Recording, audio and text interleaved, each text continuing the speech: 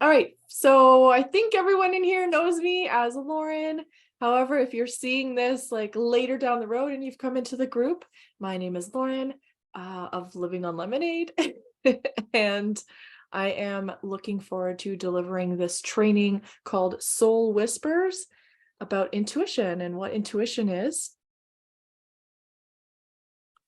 Now, if we take a second, this will be for anyone on the replay. Take a second to like, what comes to mind when you hear the word intuition or when you think about intuition? Pop that in the comments, and we'll see them later. If anyone is on, I'm not seeing it, but I do have it set up on my phone. So if anyone's in the Facebook watching the live stream, they can pop anything into the comments. I do like to start out trainings just by kind of, especially because it's 8 p.m. Eastern time. It's kind of winding down time before bed, to shake off the day, take a few deep breaths, and just kind of sink in, get relaxed after if you've had a busy day, just kind of shake off the day. So what we're gonna do is just kind of get comfortable for a moment. If you want to close your eyes, you can, and let's take 4 nice big deep breaths. Inhale through your nose, hold it at the top if you want, and then the only thing I would say, as I will always say, is exhale longer than you inhale. So if you do like 4, inhale, exhale 6, inhale 6, exhale 8, this tells your body that it's time to relax and puts you back into that parasympathetic nervous system, that rest and digest state. So we'll get that started just to kind of sink in and get ready, and then we'll dive into some intuition stuff. All right, I'm going to take a few deep breaths as well. If you need a little extra support, if you've been feeling a little bit anxious lately, just put your hand over your heart, connects you back into your body, and helps you kind of feel safe. And you can tell yourself that too if you're feeling a little anxious, just I am safe. And it kind of just helps you come back into your body.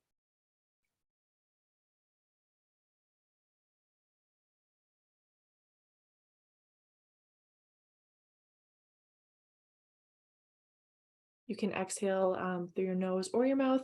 If you feel like you need a little extra support to like really just exhale the day, I would say blow it out your mouth. It's just like a more physical expression.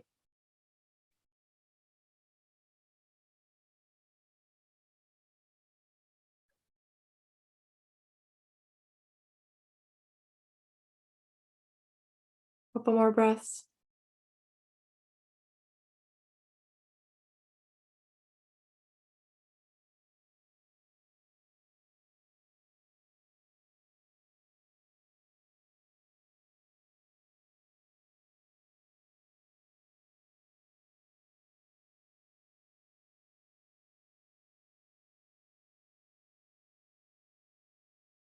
All right. I know I feel a little bit more at ease, and like I can get through the training without being too squirrel brained, if you want to call it that. It kind of just helps me get centered, and then hopefully smooth sailing from here on out. So intuition, you've thought about it, put some in the comments. Hi, Lori. So intuition is like some of the words that you can describe it is that inner niggle, that like inner voice, your subconscious, your soul, your inner essence, a gut feeling. It can definitely be a gut feeling. And our intuition alerts us, it can alert us of danger, and it can guide us in a direction that's soul led. It's also that inner voice and the wisdom that we hear when we can quiet the noise in our minds. So that part is very important when we are running about our day and thinking about the next thing that we have to do and all of our worries and stuff. We're probably not going to hear that inner voice because there's a lot of noise going on in our mind, and our intuition, or that inner knowing, tends to be quieter, tends to be like the whisper of our soul. So we have to create space and get quiet in order to hear it. It also lies beneath our conscious awareness most times. So we have to kind of create space for it, like I said. Now, there's a book that I've been reading. I totally forgot I had it, and I was rearranging some stuff the other day, so I'm glad I came across it. It is called a little bit of intuition. And I'm going to read a little passage. I thought that it was written really well. So this is called A Little Bit of Intuition by Catherine Allen. So she says, I would define intuition as the capacity to know. It can be like an inner knowing, just things you know. When we can't quantify our knowing with facts, research, a linear train of thought, or logic, but we know something, this is intuition. Sometimes we have a sense of knowing that's very simple, accurate, and helpful, which guides our decision-making in a good direction. It can be as simple as a yes or a no feeling that we get that comes suddenly and clearly. We usually feel it in our body somewhere. We call it a gut feeling for a reason, and we didn't do any reading, research, analysis, or consultation with experts. We just know. We just feel this yes or no, and we act on it. So in terms of feeling it in our body, if it's a yes, our body will feel expansive and kind of like open. If it's a no, like, when you just meet someone and there's just something off about them, and your body just kind of feels closed or constricted, that's like our body being like, no, there's something off about this. It could be a situation, it could be a person. And then alternatively, if it's a yes, it's like you meet someone, you just click with them right away, and you know that you're going to be friends with them forever. There's like an expansiveness in it. And when we can have that mindful awareness of where we're at in our body will give us hints about so many things, more than just hunger and thirst, right? Other times, intuitions includes a lot more information that we sense or suddenly receive. It can come in forms of the clairs. So I'm going to talk about those briefly a little bit further in. It's the same sudden visceral feeling of knowing, but now it's broken down into the way we receive it. Was it visual? Did you see it like an image, or like a video kind of in your mind's eye, like in your imagination? If you were to close your eyes and I was to say, picture a rose, you can see it inside your mind without having your eyes open and seeing it in the physical. So it's the same idea. Sometimes you can get images and just get an idea, and you see a picture with it, or you see like a video with it. It's just like inside of your imagination, inside of your mind. That's what they mean by is it visual? And that's called clairvoyance. Is it auditory? Did it feel like a thought that came into your head? That's clairaudience. If it's a physical feeling or emotion, that's clairsentience. And it says there still isn't any research or logic applied to what you suddenly know, but now it is expanded to include details such as flash visual, a word or name, or a specific bodily sensation or emotional state. It comes instantly and without trying or craving it. It literally walks across your mind and leaves.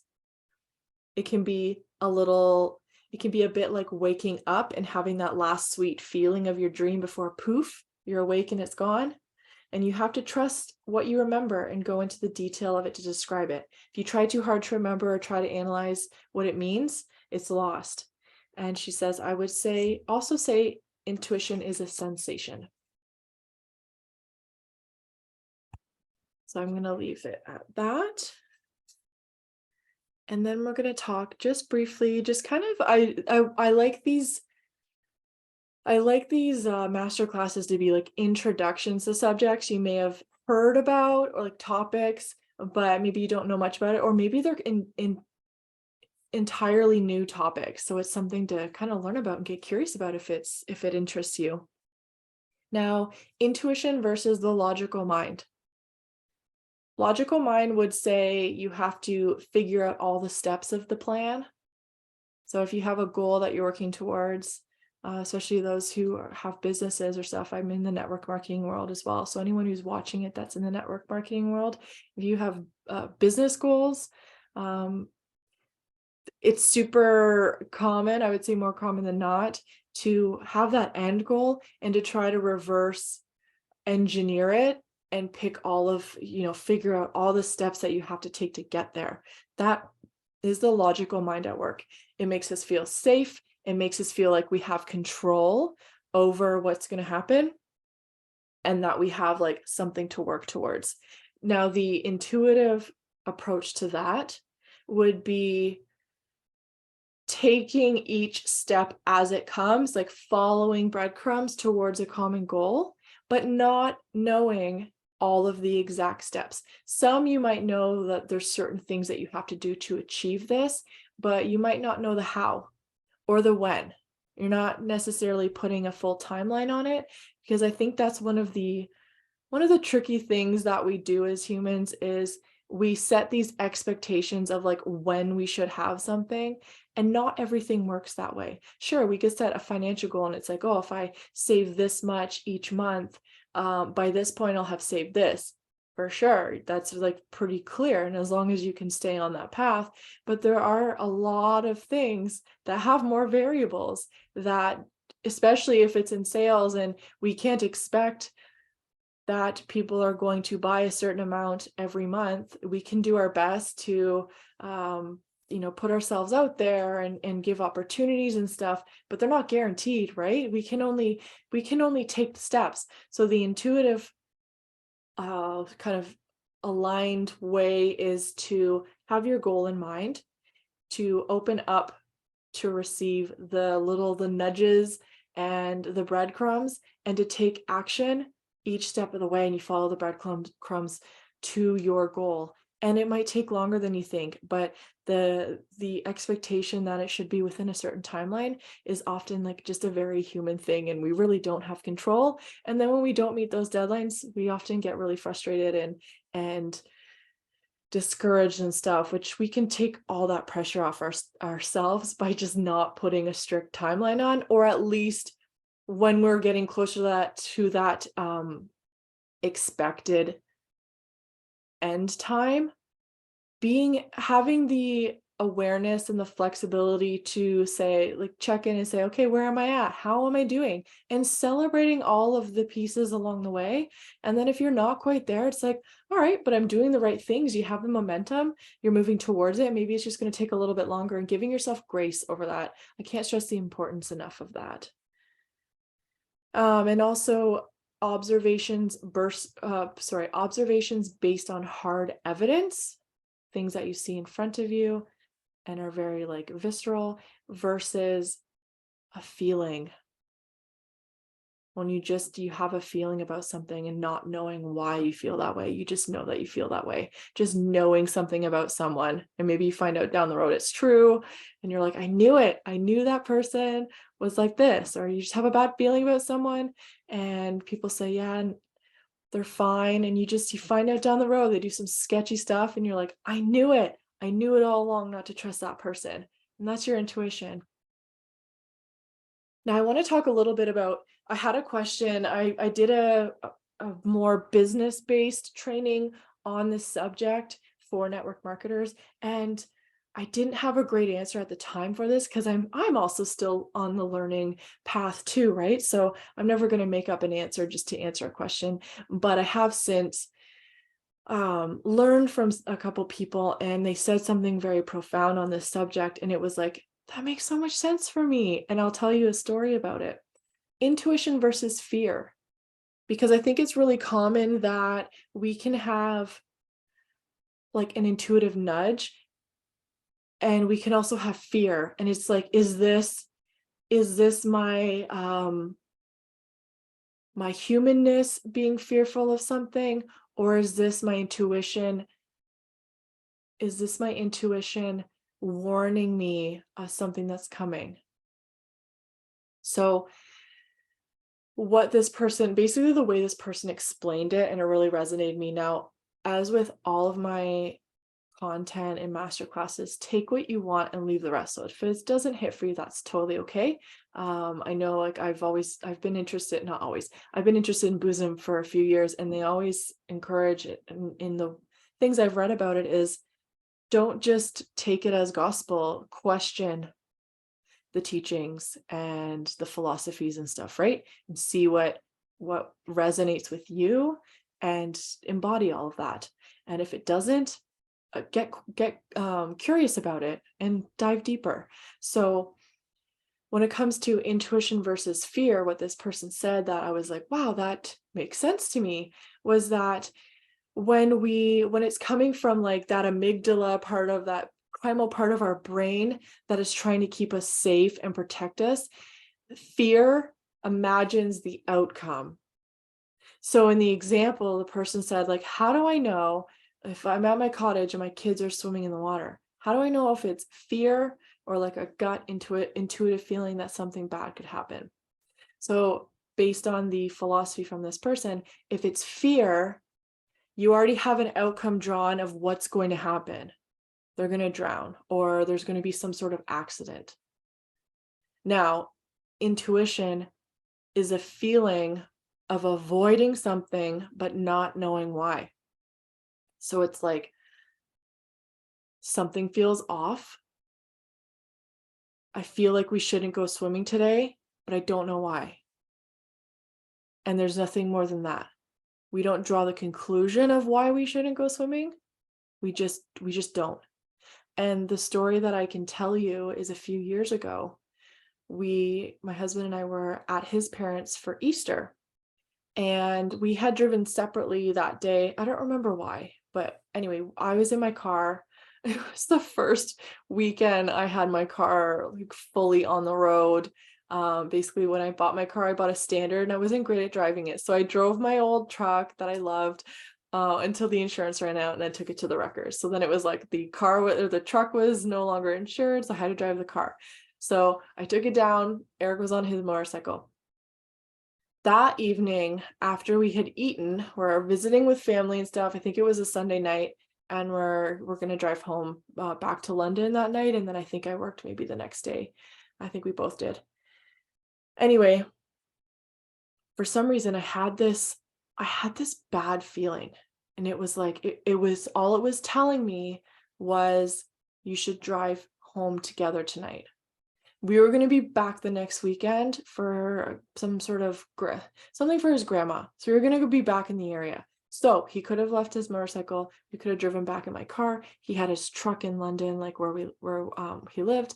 And then he could have driven his truck all week. And then we could have come back together in my car the next week, and he could have brought his bike home. I can't tell you why I had this feeling. I had no outcome in mind. All I knew was I had this bad feeling, and the information that was coming to me was you should ride together tonight. Bring the motorcycle back next weekend. Now, it didn't work out that way. And again, I wasn't like gonna super push it because it was just this feeling, and I didn't know why. I can't force anything to happen, right? But I just had this nagging feeling. As it turns out, I left first. He was going to catch up to me.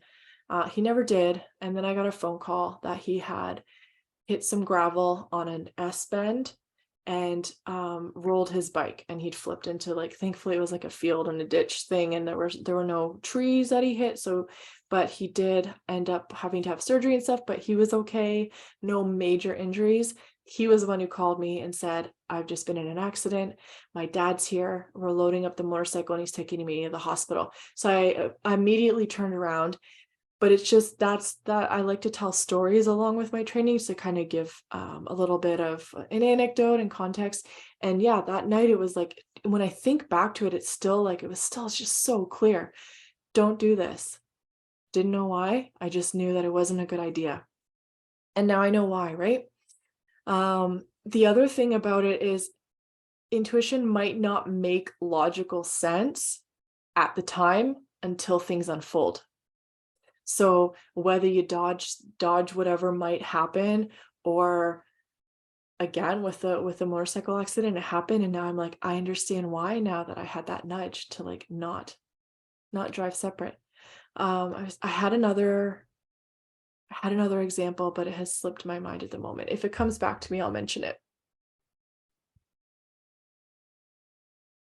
I'm just going to take a quick drink. If there's any questions on the replay, feel free to pop them in and I'll check them afterwards.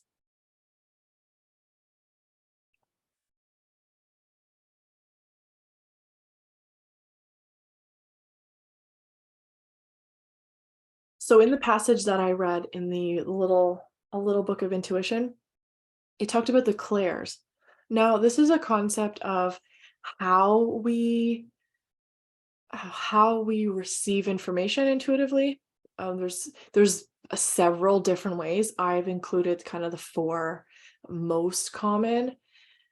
Clairvoyance is clear seeing. So again, that's that you're seeing that picture in your head and like how it comes up in your imagination when you're a kid and you have like these ideas and stuff. It can continue into adulthood. We just have to create the space and have that playful awareness and curiosity, right? The the imagination doesn't have to stop just because we become adults. Um, so clairvoyance is clear seeing. So those are those images or videos that you see in your, that we call it the mind's eye, but basically your imagination. You see it inside of your head, not like in the physical. Clear audience, clear hearing. So that would be like I heard um that night I heard like don't go. It sounded like my own voice. It sounded like my own thoughts. Like I was hearing my own voice in my head, but it didn't feel like my own thoughts because it was just like, well, why would we not go separately? But the way the information came to me was just like, don't do it. It just that it sounded like my own voice in my head, but it didn't feel like my own thought. That's kind of the best way I can describe it. Claircognizance, clear knowing.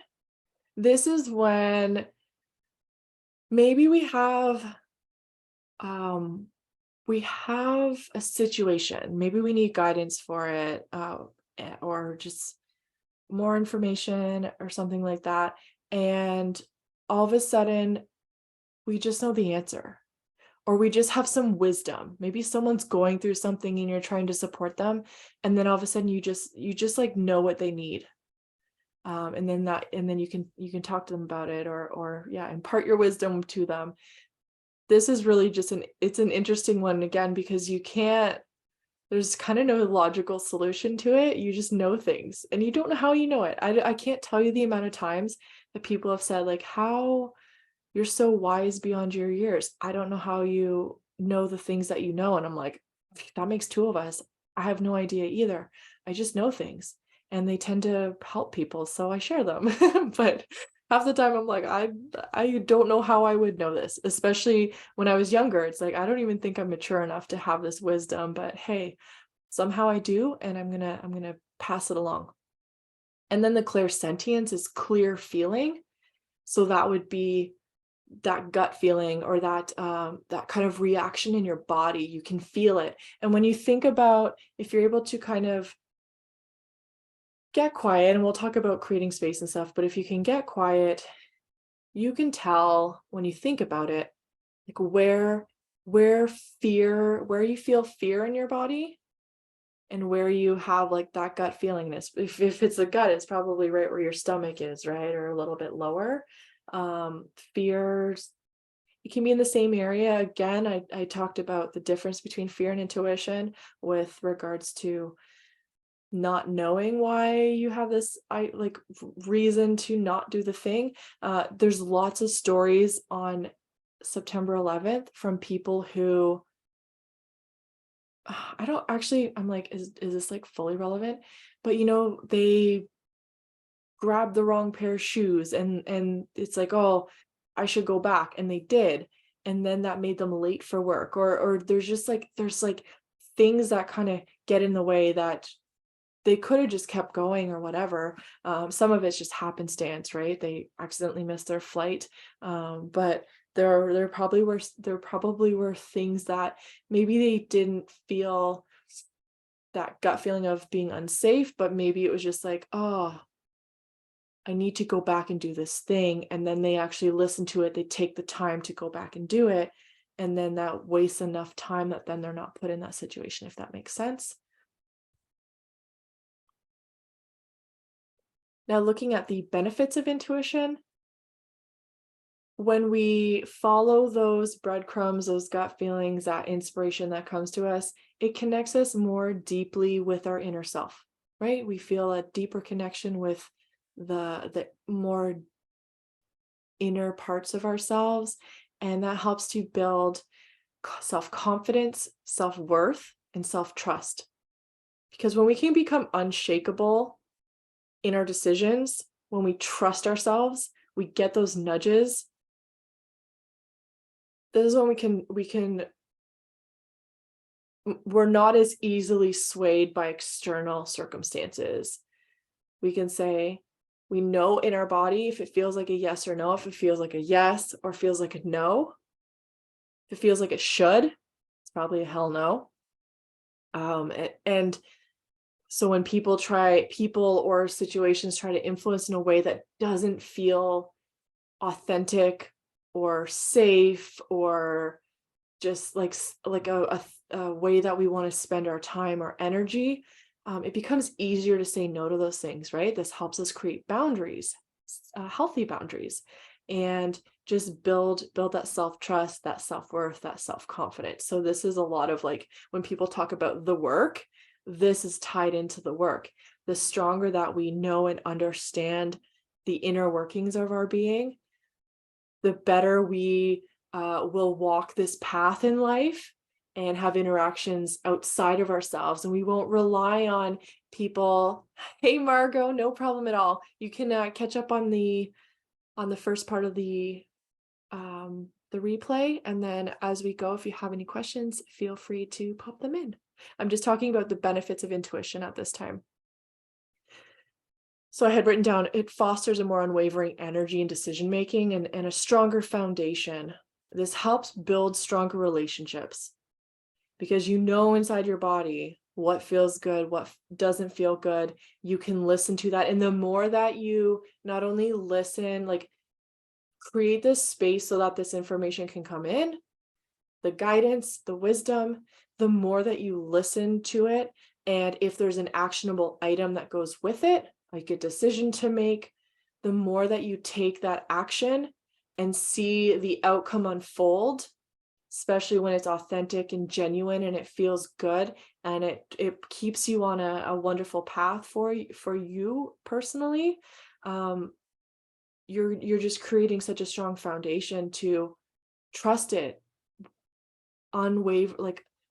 without wavering. And that's how you'll walk your life. You know in a strong way the yeses and the nos, and you won't question it, right? The more that we can trust it, see the outcome, and go, hey, I'm so glad I trusted it, you will build that trust with yourself. So I guess we're kind of nearing the end. This might not be a super long one. So how to develop our intuition? Like I was saying before, the first thing, because our intuition is not a loud voice, generally, we still have to like pick up on it. We want to clear that monkey mind. So Buddhism, they call it the monkey mind. One of my mentors calls it like squirrel on Red Bull brain, right? It's all of those thoughts that bounce around in our head and keep us distracted from not only that quieter voice, that subtle knowing, subtle wisdom, but living in the present moment. Because when we think about how society works today, it's largely distracting. And like, to me, the more that I've learned about this stuff, and it really just kind of makes sense to me, and I start to get curious and question it without judgment or shame or anything like that, the more it makes sense to me why there's so much anxiety and depression, and all this sadness and yeah, just why people are in such a way, because we are constantly hustling and we're not present in our own lives. Our lives are passing us by and we're not even really, we're barely a witness to our own lives, let alone like being fully in it. So no wonder people get so anxious because we're not even like, we're always 4 steps ahead of where we actually are in the moment, and we're not taking in the magic of our life. So in order to develop your intuition and create that awareness, we first need to create space in our mind. We need to get out of our mind and back into our body. Now, if you have any questions on that, or if that sounds weird, let me know. But hopefully explaining the rest of the process can kind of makes sense for you.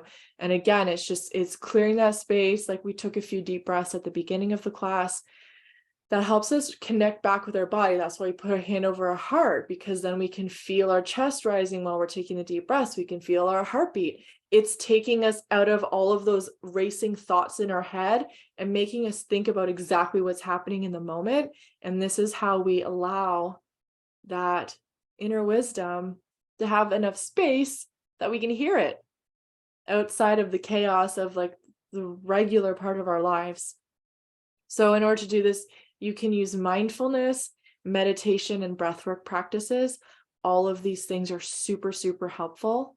I do go over all of these topics in the Create Your Calm course. I know I keep setting the date back, but to be honest, just going to be real, like stuff is happening in my life and I can only do so much. I'm only one person and I'm giving myself grace over it when I know that, again, I'm following my intuition. I am excited about this. I take the steps when I'm able to, and I know that even though I have a goal for a timeline, when that timeline comes up and I'm not quite ready, okay, let's push it out a little bit more, or let's just not have a specific one that I'm restricting myself to, and just know that this course, when it's ready to be put out into the world, will be the exact timing that people need it. And I'm not going to hustle and burn myself out and resent it. I want to put the right energy and intention into it. So I do it when I have the energy and the inspiration to do it. And I think that's a beautiful way to work. So it will be coming soon. I did a little bit of recording last night. I might do a module tonight. There's going to be 5 modules and some worksheets. I think I'll do a couple worksheets, and then the meditation. So the first time I ran it last fall I did it live, and the meditations were part of the trainings. This time I'm going to have the meditations on the side so that people can just like plug into the individual meditations. And I was going to talk about this at the end, but it just kind of like came up because I'm talking about mindfulness, meditation, breath work. So a quick synopsis, if you're not familiar with what mindfulness, it's really just a practice of being aware of what is happening in the present moment. It can be as simple as taking a moment and looking around, scanning your environment. If you're feeling a little bit anxious, or I like the word activated, like your nervous system is activated. This is called, probably the word will come to me later. There's a name to this practice of literally just like looking around. It's a mindfulness practice, and it just helps your body. It helps you to remind your body that you're safe because you're looking around. Are there any threats? No. And it helps you it brings you into the present moment. Of course, meditation can do that too. If you do a guided meditation, because you're focused back on your body or your breath or whatever is being told to you through the guided meditation, you're focusing on what's happening in that exact moment. And then breath work, of course, when you're focusing on your breath, you're focusing on exactly what's happening in your body. You're feeling the movement. You're controlling your breath, right? So that's kind of the summary of those things. Now, once we can bring ourselves into the present, clear all of the chaos going into our mind through one of those practices, we can also put ourselves in non-thinking activities, or we do them without thinking.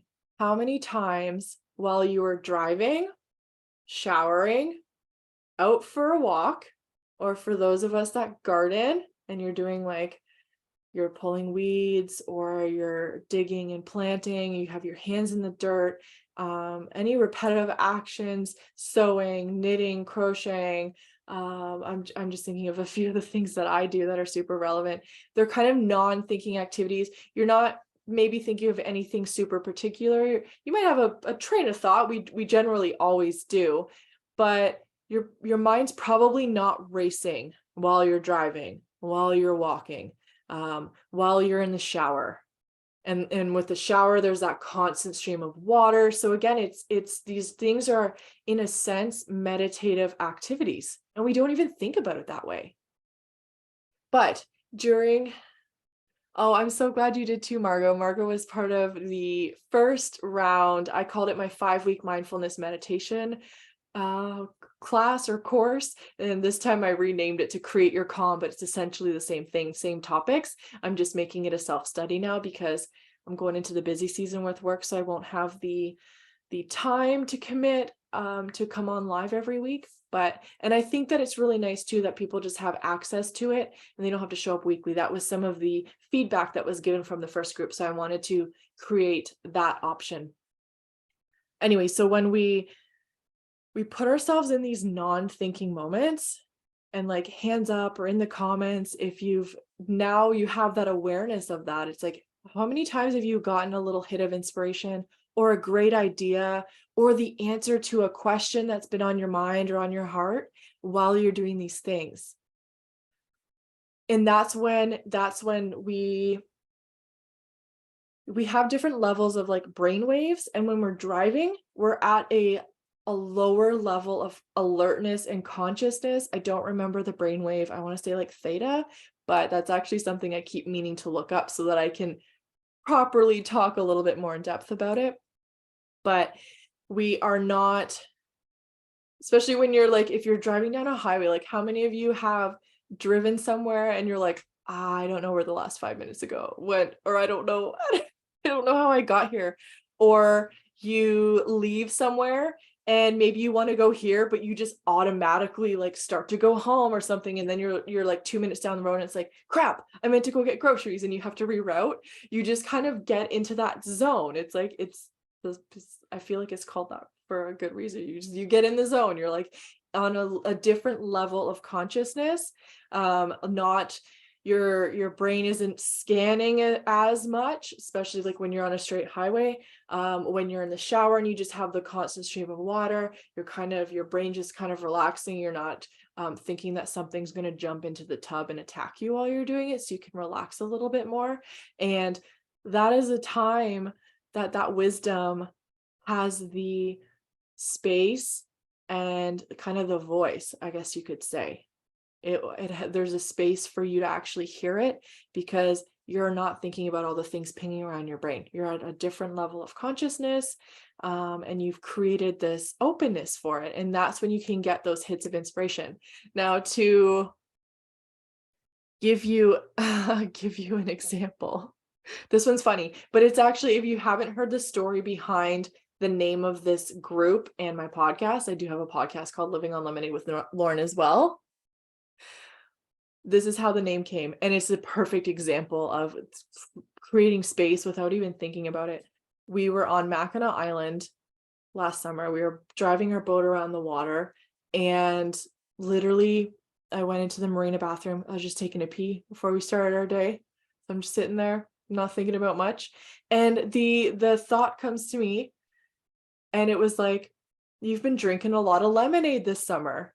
Because I don't tend to drink alcohol like almost ever. It's very rare that I'll have an alcoholic beverage, but lemonade is my summer drink. And I discovered frozen chai lattes on that trip, so I'm kind of obsessed with those too.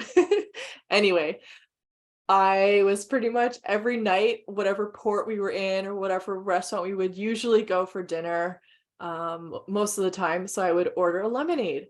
So the thought came to me while I'm sitting there taking a pee, and it was, you've been drinking a lot of lemonade this summer. And it's like, yeah. And then another thought comes in, and it's like, it's kind of like you're living on lemonade. And I was like, yeah. And then another one, and then it was like, ping, another light bulb goes off, and it's like, oh my gosh, living on lemonade. What a cool, what's the word I want to use? I can't think of the right word I want to use, but kind of like a cool connection figuratively and literally, because I'm literally drinking so much lemonade, but figuratively, when we think of turning lemons to lemonade, that's kind of what I was also doing at that time, because I had just lost my dad. I'm deep in the throes of grief. But at the same time, not long before that, I started feeling this, what I can just call as like a soul pull to start sharing the wisdom that I have collected and embodied through the last 20 years of my grief journey and losing loved ones, and just the life lessons that I've learned, not only in losing loved ones, but, first breakup, job loss, like things like that. I was starting to just get this pull, this intuitive soul-led pull of like, you need to start sharing this wisdom. There's people that you can help. And I've always been that friend that people come to ask for advice, or just to listen or talk things through. I've always been that person. And then it occurred to me, like, you can help people outside of your immediate circle. So the like living on lemonade, and it was like, oh my gosh, I am living on lemonade. I'm trying to turn lemons to lemonade in like a very beautiful way. And so was born the name of this group, this Facebook group, and my podcast. And that's my story. That's my story on what happens when we create that non-thinking space, and the intuition comes in, the ideas, the wisdom, um, the inspiration. And then after we have these hits, I call them hits, or whatever you want to say, these sprinkles, the magic that comes in, the ideas, take note of them, make sure you get it written down. I get inspiration all the time, and I have the notes app on my phone, and I'll just type it in the same one. I have like this, I have to like scroll because I just have a million ideas. And then when I'm ready to like, okay, what do I want to create next, I can go back to my notes, be like, I want to do that one. So I keep them written down somewhere. You could do a voice note if you need to, if you're like out for a walk, or however that looks. But take note of them, because oftentimes I'll get inspiration sometimes if I wake up in the middle of the night, and if I don't write it down, I don't remember it in the morning. I set the intention, but I don't necessarily remember it when I wake up the next time. It's just like a dream, right? Sometimes you remember it right away if you wake up while you're dreaming. Again, it has to do with the level of consciousness and the stage that we're at in our sleep cycle, whether we're going to remember our dream, or it might feel kind of fuzzy and then it comes in later and you're like, oh my gosh, that's what I dreamed about. But you have to, I think it's important, if you want to be serious about it, to make sure you write it down, because it's like the wisdom doesn't necessarily belong to us. It comes to us, and if we don't write it down, it just like keeps going. That's how I kind of feel or see it, if that makes any sense. So, and then the next step after you have this wisdom, these breadcrumbs, this little bit of glimmer on the path, these next steps towards whatever you're doing, especially if you have a very conscious goal or intention in mind that you've been thinking about, and asking your subconscious, or whatever your kind of belief system is, it could be your subconscious mind. You just tell it like, hey, I need some wisdom, I need some next steps on this, I need some advice, and you just wait for it to come. You got to create that space. That's when you act on it. And you're like, okay, I got the next step. So when I got the next step of the Living on Lemonade, I created a Facebook page, and I started creating graphics to be the cover of my podcast. And then I started creating podcast episodes. And at this time, on May 30th, 2023, I have 15 episodes, and I have 2 more that are ready to be edited and scheduled. I'm going to try and release them on Mondays every week. So I'll have the next 2 weeks, which is like really great for me, because sometimes I'm all over the place, especially because my schedule is that way. I don't work a normal Monday to Friday. So depends on if I'm tired after nights or if I'm running around with my granny. So I'm doing my best to try and be consistent and plan ahead, have a couple ready in case things get busy. I can just kind of have them scheduled. I do that in my Norwex VIP group as well. I plan a whole month of content, and then they just kind of like pop in at their scheduled times. And then when I feel inspiration, I leave room to like, hey, I hung out with my granny, I'm going to post a picture in my group and talk about how we went for ice cream and ask a question or whatever. So I leave room for when I have those inspired moments, but I also plan content as well, so I don't feel like I'm behind the ball. And then after you act on those things that you felt inspired by, the information that you got, notice the outcome. track the outcome. Because like I was talking about before, when we follow those nudges, that inspiration, that wisdom, those ideas, and they serve us well, that is when we start to build trust with that inner knowing. And we want to lead more from that place because we're like, I know that it worked. It felt good because when we follow those nudges, it's like inner led, right? So it feels good to follow those nudges. It doesn't feel like a should, because as soon as you get that idea, you should feel it in your body. Does it feel like, ooh, I want to try that? Because when I got the Living on Lemonade, it felt like excitement. All of a sudden, my body expanded, like it felt open. It was like, oh, I can't wait to do this. And I was on vacation. So there's not like a lot I was going to do. I wanted to enjoy our vacation, but it's like, oh my gosh, I can't wait to action this when I get home. So that's how it should feel. And that's one of the indicators that you know you're on track, because it feels expansive. It doesn't feel like I should do that. It feels like, oh my gosh, I can't wait. Like, where I need to make time. Like right now, I don't want to go to work tomorrow because I want to do this thing. So that's when we make time, right? Um, to kind of we're kind of coming to the end here, which we're doing well on time. So just to go over what I wrote, the integrative practice. So this is, I try to have a piece you can take away from each training on how you can bring it into your everyday life. Like when we did the first slaying stress, it was like hand over heart, the breathing, make sure you exhale longer than the inhale. I always want to have tools. This was the whole point. It's like, I want to share the soul, I call it soul medicine or soul tool belt that I have that help me navigate life, both in the good times and in the difficult times. And I always want to have tools that you can take away from these classes. I don't want to just talk at you for an hour. I want things that you can take away and implement and embody on your own time. And bonus, like, I would love to know how it's going for you. If you're trying some of these tools and they've been a game changer for you throughout all of these trainings so far, we've done one every month since January, right? So I think this is number 5.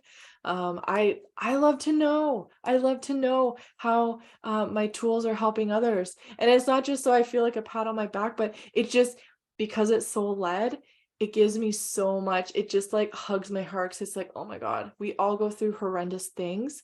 And I cannot tell you the soul satisfaction it gives me to know that something that has helped me or is helping me move through a hard time is also giving some light to someone else and helping them move through a hard time. I can't tell you how it's invaluable. I don't have the words to describe it. So if you try any of these tools along the way with the master classes, please reach out and tell me what your takeaways are, and if any feedback. I love it.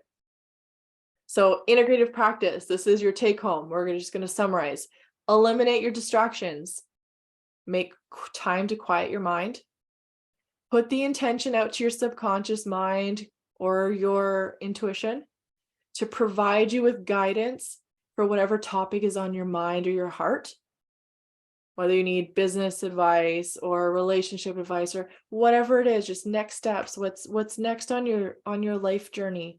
What do you need guidance on? And then you're going to release the how and the when. Okay? We're not putting expectations on it. That is so like a very human experience thing to do. This way of being and living is beyond that. It's outside of that like human-y ego stuff. It's magical, right? And we can't put timelines and expectations on magic and miracles. So we're getting curious. You can look at it as an experiment, but in a more magical way. Like, I get excited. I'm like, I can't wait to see how this unfolds.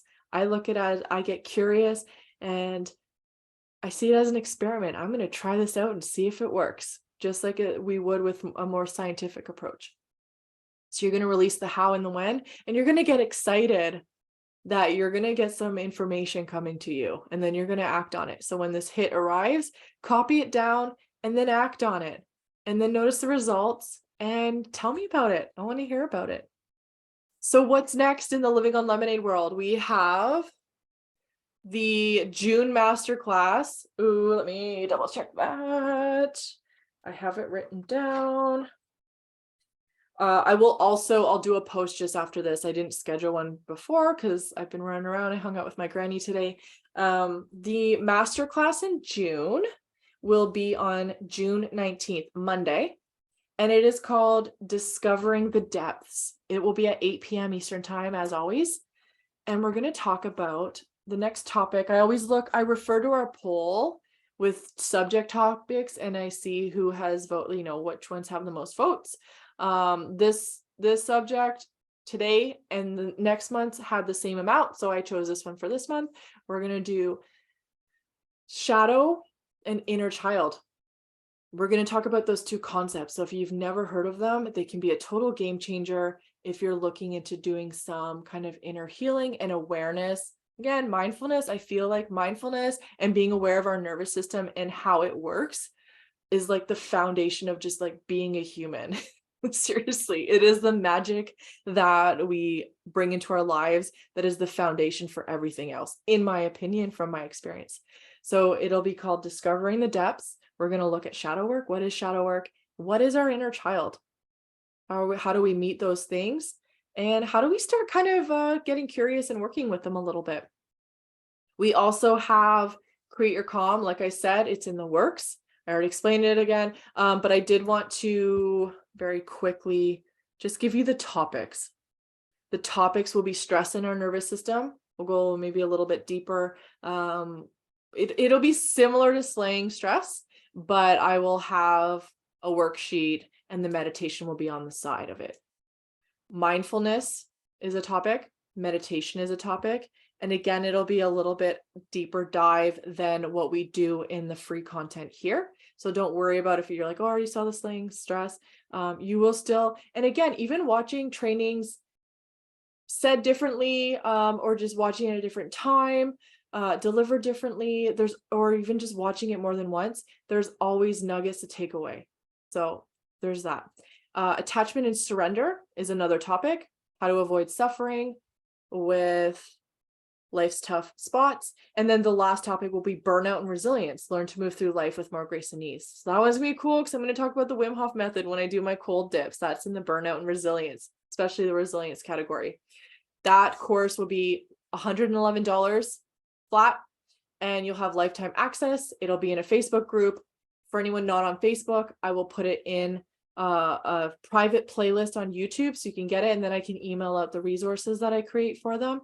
So it's a self-paced. You can do it all at once. You can do it as you go. You can come back to it, the learnings, the workbook kind of activity things to do, and take as much time embodying it as you need.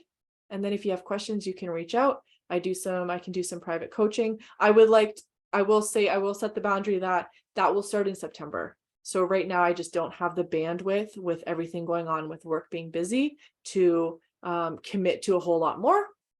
But come September, I'll have time to work more one-on-one. I'll figure out packages or pricing if anyone's interested. That's kind of just come to me now, but I'm definitely open to it once the work season kind of slows down a little bit. And yeah, so that pretty much sums up Create Your Calm. It's a great intro course for those who are new to these topics. Margot, if you're still on, let us know what you think of it. What is your takeaway? It's been just a little over what has been 8 months since we started that course. So if you have any wisdom to impart on how it's changed your day-to-day life, feel free to drop that in, or anyone else who has seen the replay and was part of my first round of the 5-week mindfulness meditation group. Feel free to pop your testimonials in, and it can maybe help someone else decide whether it's right for them. Or you can always reach out to me. Always, right? I'm not going to try and sell you something that's just not in alignment or won't be helpful. I personally think all these topics are helpful for everyone, but only for those who want to do the work and who want to get curious about some of these topics and how it can enrich your life and help you move through life with more grace and ease. Now, the other thing to finish up, I started doing some business oracle readings. Basically, I use like oracle cards and I use my own intuition and stuff. And I gather information for people on the next steps for their business and gives them some inspiration. I can do that in life too. It doesn't have to be for business. So if you'd be interested in an oracle reading, be $30. I would do like a 3-card spread, and I would email you a recording of it. So if you're interested in that, you want to try it out, you can do a one-off. Or I did have a subscription. I think it was $90 for 3 months. These are really fun for me. It helps me even develop my intuition. So those are an option. And also, I would love to know, for the poll in the group, it's pinned to the top of the group. We're starting to run out of subjects here, or there's some subjects that people haven't voted on. I would love to know what else you would like to see inside of this group, whether maybe we do a weekly practice, or like, what more do you want to see? Because at this point, I haven't been giving myself a lot of pressure to like post a bunch. I'm just kind of like getting into the groove because I want to give you guys lots of value. I did a couple weeks where I pulled a card with the intention for this group of like, what does this group need to hear this week? And they were self-care cards. So it's like, it could be like journaling or move your body. It can be stuff like that. So if that's something you would enjoy, I can start doing those again. They would go up on a Monday morning, and it would be the intention for the week, and you can comment when you've done it or how it's been helping you. And then there's all kinds of other things that we could do. So if you have any ideas, create that space and send me your pings of inspiration for this group if you have some. And I would like to build up this group a little bit more than just the monthly masterclasses. Perhaps in the fall, when things settle down, I could be live a little bit more, or do a little bit of like coaching. We can just talk life and tools and strategy and stuff like that. We could do that a little bit in here as well as privately. So just let me know what you'd like to see, if you have any ideas. And I think that's pretty much it. If you have any questions for the replay, pop them in the group in the comments below. I will keep an eye on them and I will get back to you. And thank you again thank you to Margot if you're still here, and thank you to anyone who catches the replay. I hope that this was give you a little nugget of something that you can take away, and I'd love to hear what it is if you have it. And again, next month, June 19th, discovering the depths, 8 p.m. I'll put a post up, and I hope everyone has a wonderful rest of your night or whatever time of day it is. And we will see you again soon. Bye, everyone.